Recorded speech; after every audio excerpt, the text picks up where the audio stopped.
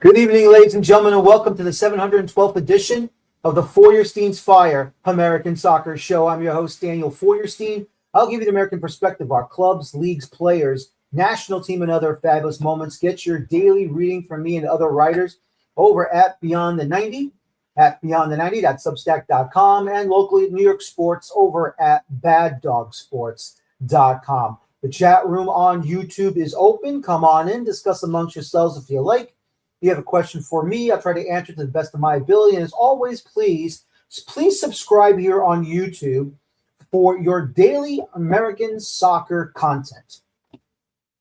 We are in a World Cup year, ladies and gentlemen, and very, very soon the month of January will be finished and the month of February will begin. And then it will be about, I believe, February, March, April, May, 5 months, almost 5 months until the greatest footballing party on the planet, the greatest soccer tournament on the planet, will be on our shores, along with our neighbors to the north in Canada and our neighbors to the south in Mexico, will be underway, going into a brand new era of World Cup tournaments, as, of course, it doubled from 32 to 48. So this is going to be exciting.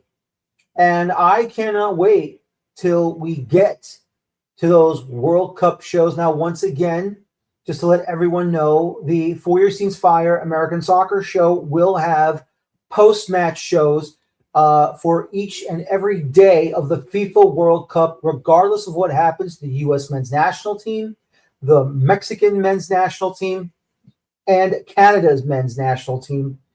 We will go from the start, day one, all the way till the final, which will be held at the Meadowlands in East Rutherford, New Jersey, at MetLife Stadium, or as they like to call it, the New York, New Jersey Stadium. Now, there has been chatter going on social media about this World Cup being hosted here. And of course, we all know what's going on in Minnesota. Now, look, as always, I don't want to mix politics with sports. I really don't. I think it's a waste of time.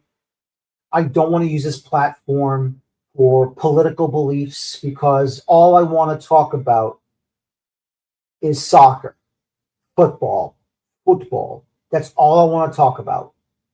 I really don't want to talk about what's been going on in Minnesota. That's for another type of podcast, which is what I don't want to be a part of. I just want to talk about sports, and that's it. Nothing more, nothing less. But when you have people going on social media talking about this World Cup should be boycotted, or there are made-up articles about, they've had 14,000, 18,000, maybe even 20,000 people sending their tickets back to FIFA, not wanting to come over here for the World Cup. I find that a bit laughable. But look, to each their own. I'm going to do my best not to judge the situation. But this is a World Cup. This is what all of these players who are selected for their respective national teams are trying to do, to put themselves in a position. And for those of you that either your nation has qualified for the World Cup, or maybe you're coming over on vacation, but your nation hasn't qualified for a World Cup, but yet you want to watch a World Cup match in front of you. I think, in my opinion, you don't, whatever's going on, look, I don't like what's going on either, but I think you should still come over, because this is still going to be the greatest thing ever. Now, once again, there will be matches in Canada. There will be matches in Mexico, not just the U.S. So go to Canada or go to Mexico, but look, come here as well. You'll have a fun time. But there is one person that I have just seen recently on social media talking about, don't come over to the United States to this World Cup. And that man is the former president of FIFA, Sepp Blatter. Now, I think it's very interesting that this man all of a sudden has a platform that he wants to use. And we're having some technical issues again. I thought I had that fixed. Let's see. I think maybe we got it fixed here. Sorry about that. But anyway, hopefully we don't lose the camera again. But as I was saying, this man that was once the president of FIFA, this man who was absolutely disgraced after what happened in the Bar-a-Lac Hotel in Zurich, Switzerland, for the FIFA Congress that was going on. And of course, if you have the HBO Max app and you go to the sports department of that app and to watch when the men who sold the World Cup, the documentation of all of the negative things that happened, all the underhanded things, the bribes, the amounts of money being passed around, and for all of those people that were disgraced. Well, we're having some technical issues again. And there we go. All right, so hopefully that's put an end to it. And hopefully we won't have another outburst like that. But let me just say once again, the amount of corruption that FIFA had under Sepp Blatter, and he knew what was going on. Granted, maybe none of it was traced to him, but he was aware of what was going on. He watched the whole thing go down. He saw everything and anything. And yet he decides to use the social media platform to talk about not coming to the United States or to North America for this World Cup. That man has no scruples. His word means nothing. And he is an absolute disgrace to the world's game, the world's favorite game. Sepp Blatter, in my opinion, has no right to say a word. Nothing. No right. Nothing to say about this. It is an absolute joke. That man had to say a word about the upcoming World Cup, that people should be boycotting it. No, you do not have the audacity to tell us that if you should boycott this World Cup because of what's been going on. You're upset. You got caught. You're upset that the FBI in the United States found a way to take down your entire operation. From the former president of the Confederation of CONCACAF in Chuck Blazer,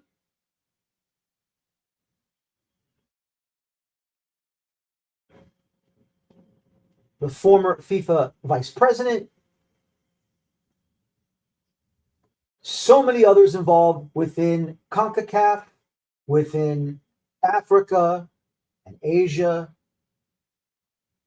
I mean, and you oversaw this whole damn thing. You oversaw the entire thing, Mr. Blatter, and unfortunately, we should not trust you. We should not trust you. We should not believe in you. We should not even think about you right now. You shouldn't even be saying a word. And yet you have the audacity to say something? I'm sorry. I'm very, very sorry. I just find it hilarious that you think that you have the right to say something, and you say fans should stay away from the United States during the 2026 World Cup. Unbelievable. Unbelievable. You, sir, are a disgrace. All you've done is allowed the money to funnel in. Take. And all I can tell you is this, is that when all of this is going on and you think you have the right words to say about what all this situation is about, you think you have the right to tell us your opinions, your thoughts. Your opinion does not mean diddly squat. So let me just say this to you right now, Mr. Blatter. You can claim to tell everyone not to come here. You can claim anything you want. But I'm sorry. Everybody's coming here. Everybody is coming here. They're coming to the United States. They're coming to Canada. They're coming to Mexico. Everywhere from around the world.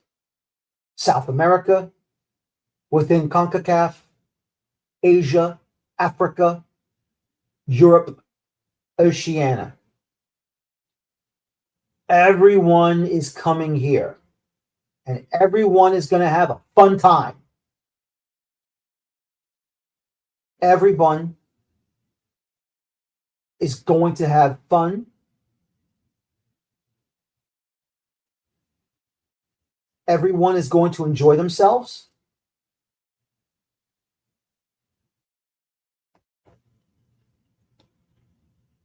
And everyone is going to make sure that they will be enjoying themselves all summer long.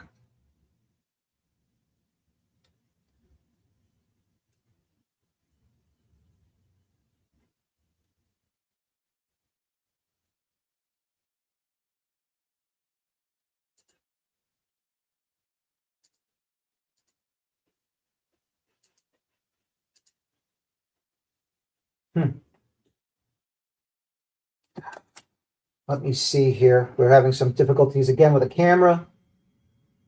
Don't understand why, but we are. So hang on tight, ladies and gentlemen, as we are going to go straight over to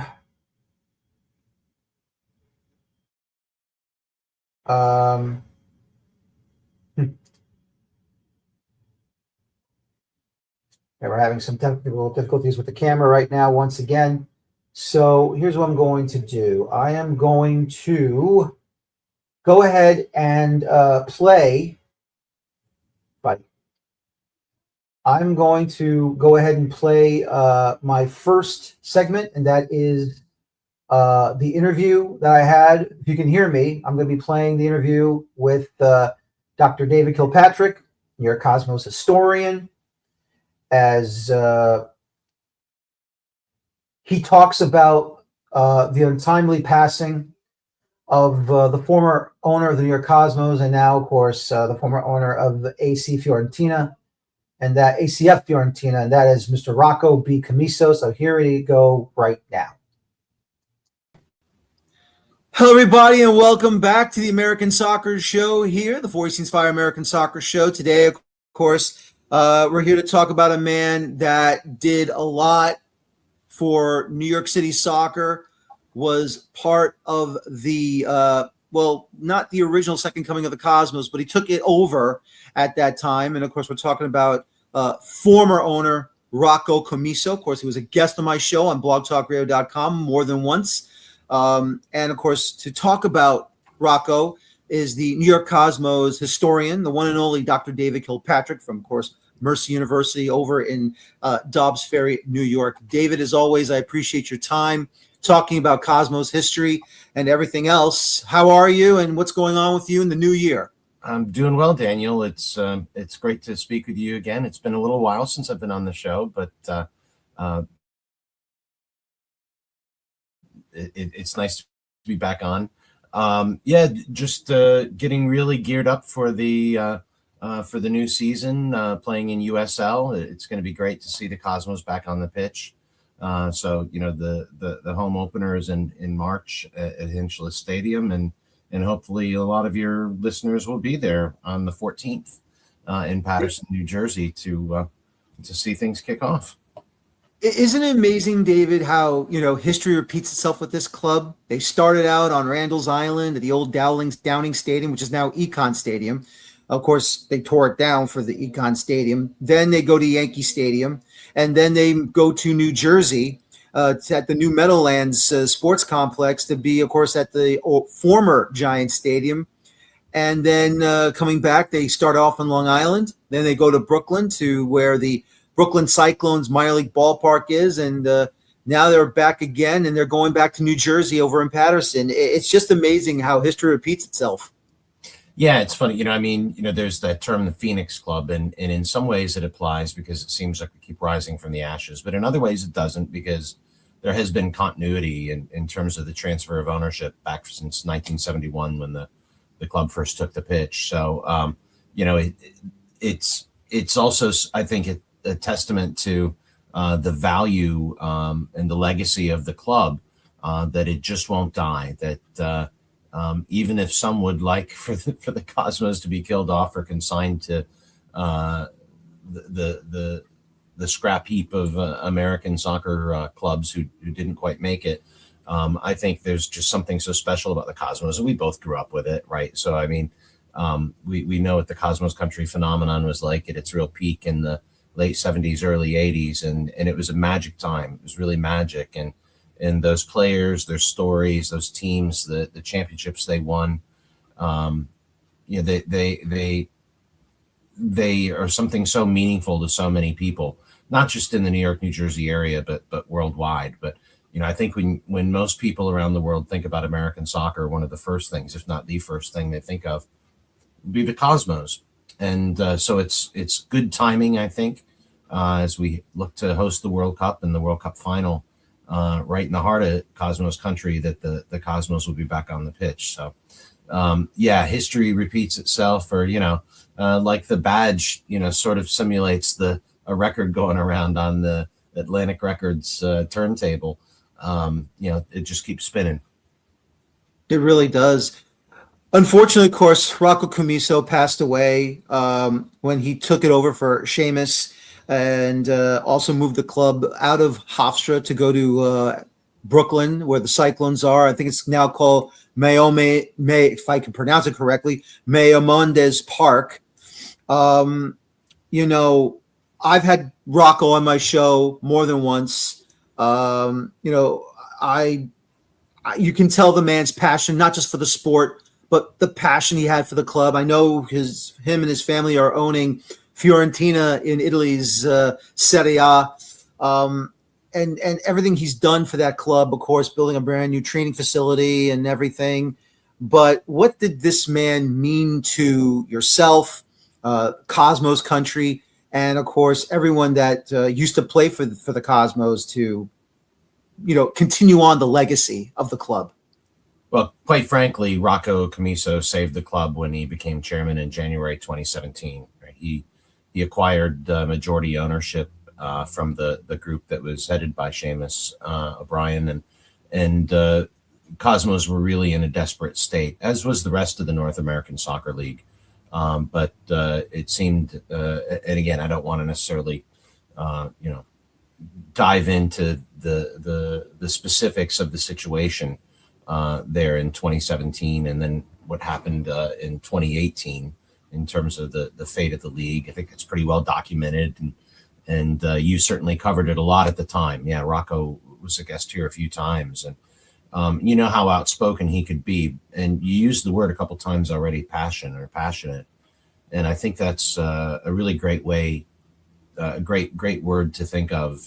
It comes to mind right away in terms of Rocco. But it's no secret, this has been out there, in terms of legal documents and things like that, that there were people looking to acquire what was left of the Cosmos at the end of the 2016 season to essentially eliminate the threat to hegemony. And Cosmos, it's kind of paradoxical, I suppose, historically, for the Goliath of the 70s and 80s to be the David in the battle years later, right? But I think Cosmos represents something authentic. And Rocco, of course, he played for the Columbia Lions, was a real standout, all Ivy League player for the Columbia Lions, and he played there from 67 to 1970, right? So he crossed paths with a lot of the Cosmos, right? His teammate Len Rennery was a lifelong friend, and so Len played for the Cosmos and played for Columbia, and they were really close friends all the way through. And Cosmos meant something to Rocco, and the thought of the most storied name in American soccer being eliminated was something that appalled him, and he saw it, I think, as an opportunity to really do something meaningful. A lot of people don't know this, but he first, beyond playing for the Columbia Lions, he was actually a youth soccer coach in New Rochelle, and he had the B team to Chuck Blazer's A team. Wow. And one time the B team beat the A team, and things didn't go all that well. But again, not going too much down that rabbit hole, but he saw how the game's governance was flawed early on as a volunteer soccer coach in the Westchester Youth Soccer League, right? So he spent some time in New Rochelle, Dobbs Ferry, where I live, and so he knew the New York soccer scene intimately, and of course Calcio's his real passion, and he really felt very strongly that soccer had given him so much in his life. If it wasn't for soccer, he wouldn't have been able to attend Columbia. And if he wasn't able to attend Columbia, he wouldn't have been able to achieve so much. And he's one of the most distinguished, if not the most successful alum in the history of Columbia University. And that is really saying something, isn't it? It really is. He was a passionate man, and he cared about the Cosmos, and he took custodianship of the club extremely seriously. And he was very careful with what he did with the Cosmos. And, as he entered my life around that time, quite frankly, I really bonded with him very quickly. I cared for him very, very much. We were really close for a while there.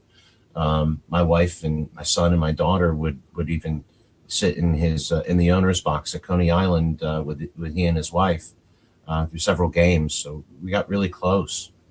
And the last time I spoke with Rocco, actually, I thought he was in the New York, New Jersey area, but I had read something in an Italian newspaper, and perhaps my Italian's not so good, but I was a bit upset by what he'd said and maybe some of the implications I thought for the future of the Cosmos. So I gave him a ring, and he answered the phone. He's like, David, it's 1:30 here in Italy. I'm in Italy, but you woke me up. But what's up? And we spoke, and he understood.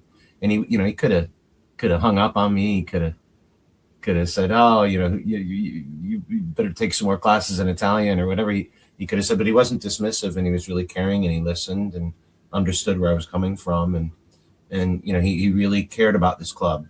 And as he became owner of Fiorentina, I mean, in many ways, I mean, when you think about that, it really kind of puts him in the line with the Medici in terms of being patrons of the arts in that great Renaissance city.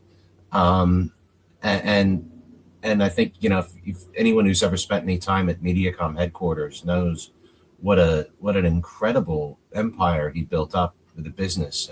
And it was a really neat place to be, and the cafeteria there, the great food, and the incredible state-of-the-art offices there, and the technology they supply, and the mission they provide information to these rural communities. Mediacom is a tremendous company in and of itself, but he didn't just exist to make money for himself and his associates, right? He invested in the beautiful game, and he really, quite frankly, put his money where his mouth was. So I think you could make the case that no one has made more of a financial sacrifice for the benefit of American soccer than Rocco Commisso. When you think about the investments he made, both here and in his native Italy, but here in terms of the United States, right? He maybe dismissed as quixotic, but anybody who's a football romantic has to appreciate what Rocco has done for what he felt to be best for the beautiful game here in the United States. And if we're ever to achieve that mission of soccer becoming the preeminent sport in the United States, it's going to be thanks to the people like Rocco, which is a very rare company, who are really willing to invest without any expectation of return, but really making sacrifices for what they love. And he loved our game. He really did. Not just our game here, of course, his game over in Italy, being the Italian that he is. Of course, I'll never forget watching the 60 Minutes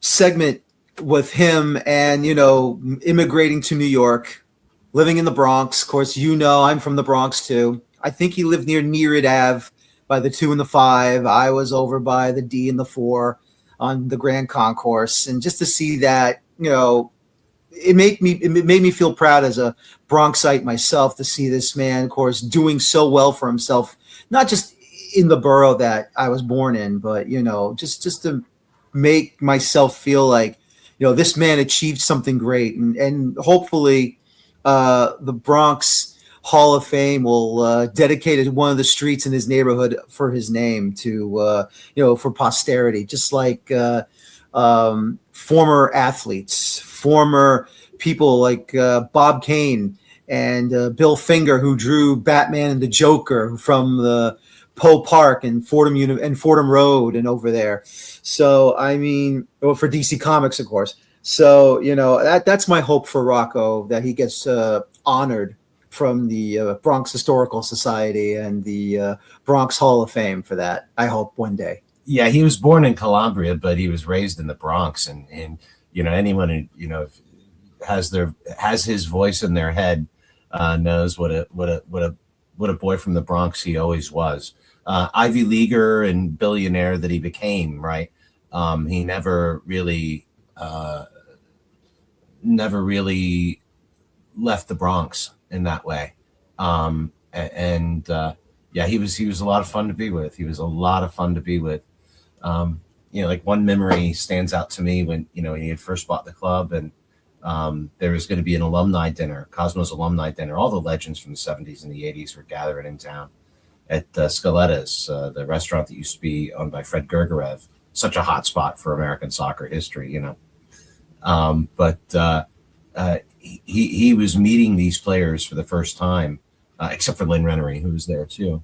But the way in which he engaged those alumni, and the sense of custodianship that he felt for the club, that someone had to save the club to save their story, and the respect that he showed to them, the care in which he showed to the club, right? And it wasn't easy. But that night in particular, I've been thinking about an awful lot since last week when I heard the news late Friday night. I was at the United Soccer Coaches Convention in Philadelphia, a huge gathering. There were several Cosmos alums there, and we had a Society for American Soccer History meeting and stuff. And always great to connect with everybody there. But the timing was really powerful in terms of the people that I was spending time with. And boom, go back to the room, and I got the message from Mediacom right away that he had passed, and been thinking so much about him with tremendous fondness and great appreciation. And I agree with you. we need to make sure that his place in American soccer history, American sport history, New York sport history, is secured. Absolutely.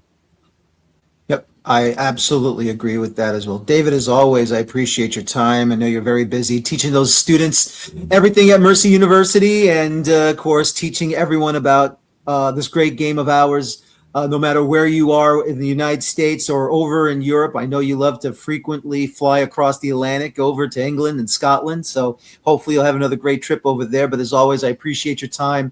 And thank you very much, David. Thank you so much. My pleasure, Daniel. Thank you. And that was David Kilpatrick. Just give me one moment here, folks.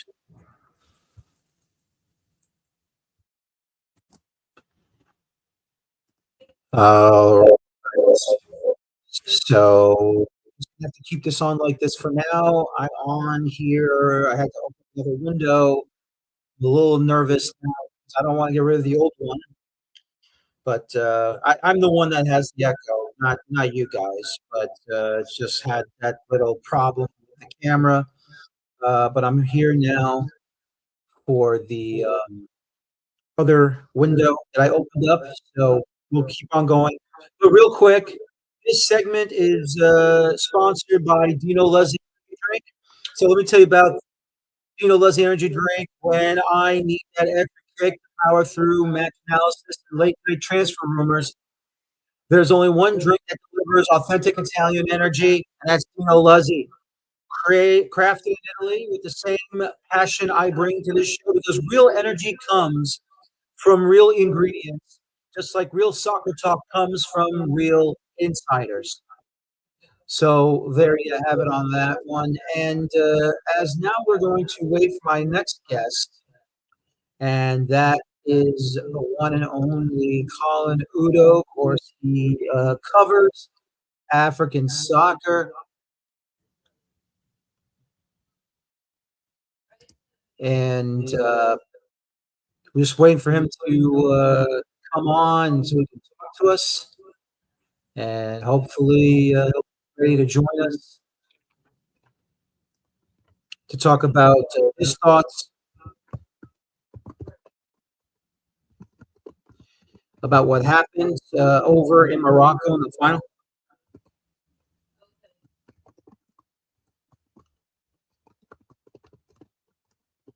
And once again, maybe he'll be busy. You never know. There's usually stories are popping up all over the place for him, and probably getting stuff as we understand it. Very busy man when it comes around this time of year. Owns anything and anything African football. But once again, what we saw in the African Cup of Nations in that final was a travesty. Now, of course, since then, the players from Morocco, they've apologized to the fans of African football for what happened with all the Towelgate, and of course, the apologizing to the Senegal players on the national team that did perform in that final. And as I've already said, Senegal also deserves blame for leaving the pitch during the penalty call. And like I said, look, that reversal from VAR was the right thing, because it was a no call when there was a foul inside the area of Senegal. And when you're seeing these players complaining, which I don't blame them for complaining, because of some of the things that have gone against them by this referee. And, when you listen to other, sports radio shows or online shows, whether they come from ESPN, they come from Fox Sports, they come from CBS Sports, or even when you are listening or watching all these radio shows simulcast on TV, like Fox Sport, like the BBC Sport in England, and you find out that when the last African Cup of Nations was played in the Ivory Coast, or when the Ivory Coast won their Cup of Nations tournament, the referee was unbelievable.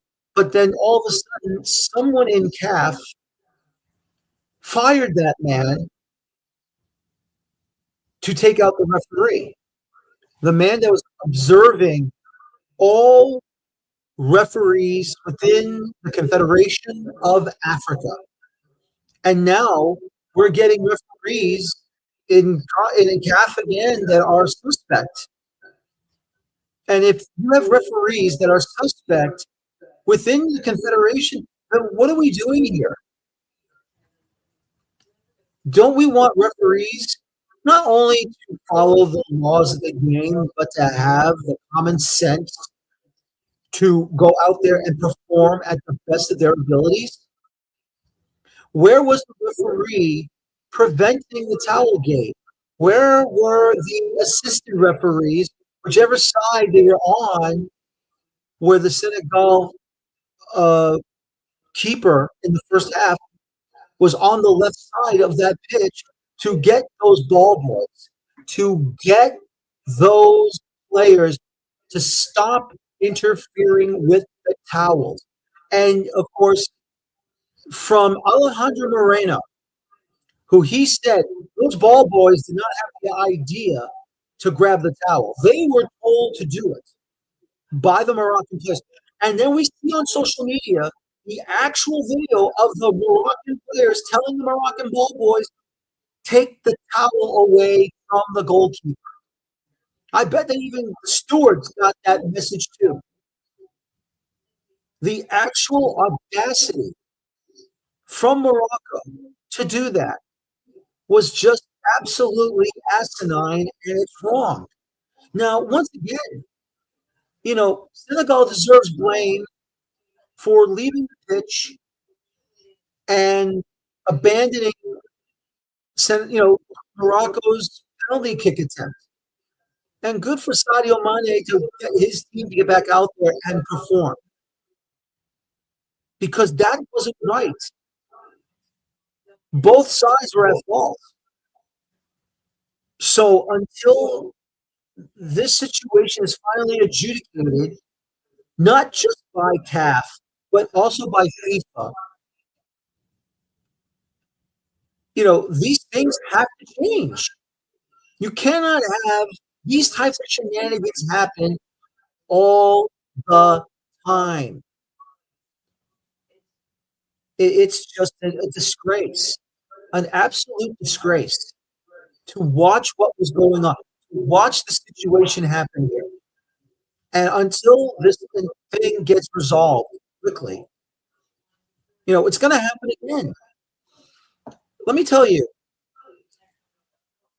when you're watching in the past, CONCACAF Champions League, CONCACAF Champions Cup, whatever you want to call it, I don't know. Every single time a Liga MX club from Mexico would face another club, especially against MLS clubs from the US or MLS clubs from Canada, and whenever the ball had to be thrown back in by a player from the MLS club, you see these players, whether it be from Club America, from Chivas Guadalajara, at the time it was Azul or Monterrey, whoever it was. You're seeing these players running right up to the throw-in taker and leaping up to try to block the throw-in attempt.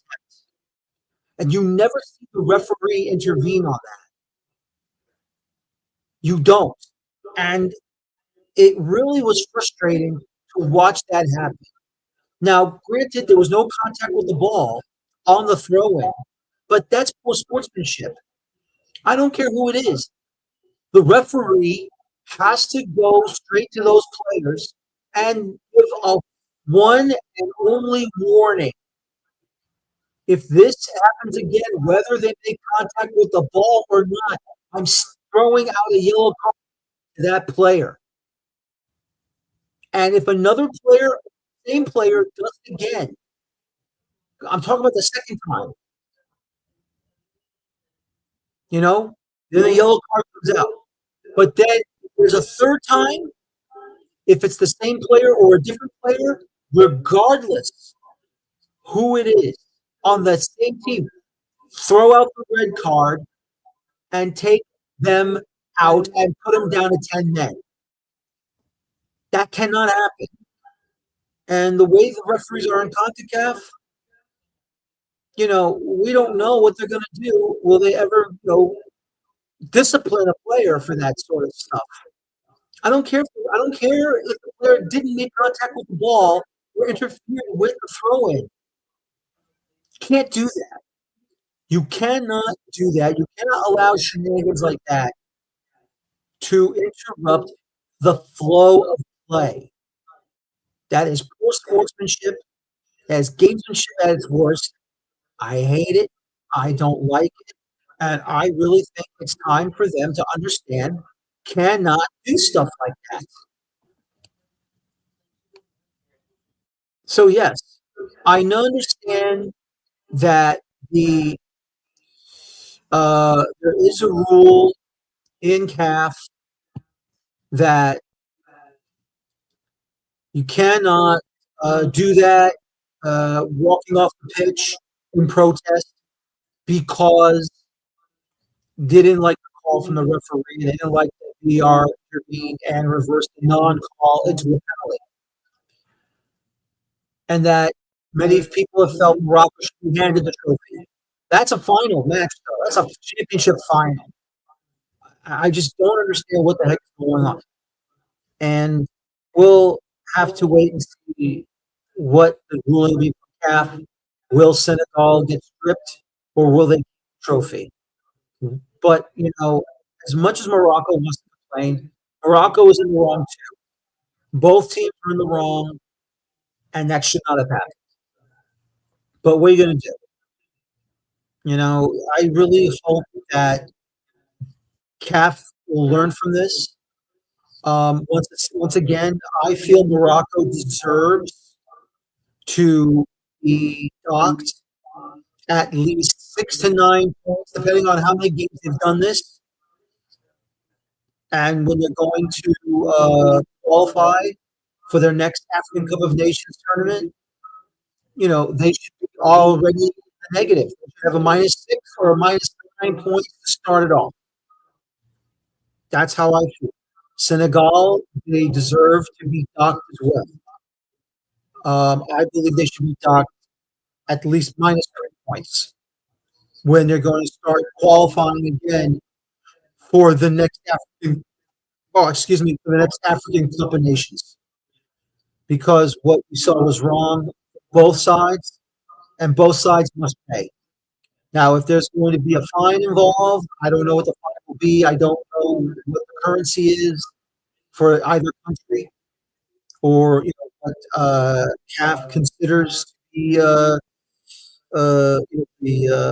the amount to be equal to what is at Senegal, to what is in Morocco. But there should be a financial fine. I think there also should be certain players should also be suspended for a match or two in qualification for African Cup of Nations for the next one. Both sides, both Morocco and Senegal. Someone's going to have to pay. Someone's going to have to pay, and it's going to be quick. But anyway, as we finish up here, and it looks like something. I guess Mr. Udoh is not available tonight. I guess something has come up, and once again, very busy man. Find a way. We'll find a way to get that taken care of. But anyway, all know the U.S. Open Cup, U.S. Soccer has already announced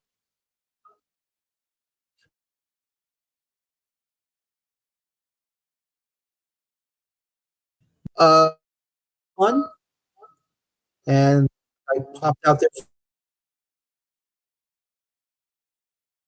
bit. Sorry about that. Once again, the Open Cup is out there for the first round, and we're going to have some fun with it. So, again, it's going to be exciting. And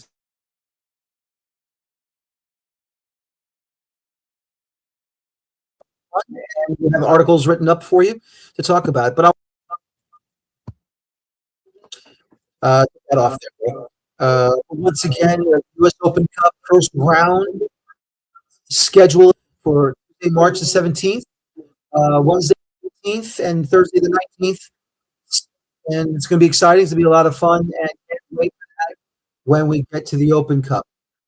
Other than that, thank you for joining me tonight. I want to thank my guest tonight, Dr. David Kilpatrick, Cosmos historian, on the unfortunate passing of Cosmos and Fiorentina owner Rocco Commisso. Excuse me. My name is Daniel Feuerstein. Thank you very much for watching me tonight. I apologize for the technical difficulties of the camera once again. Hopefully we'll get that fixed and be a lot better for next week. But as always, please join me for the next episode of the Voice Inspire American Soccer Show. As always, please enjoy your football. Thank you. Take care so long. And bye-bye for now. Good night, everybody.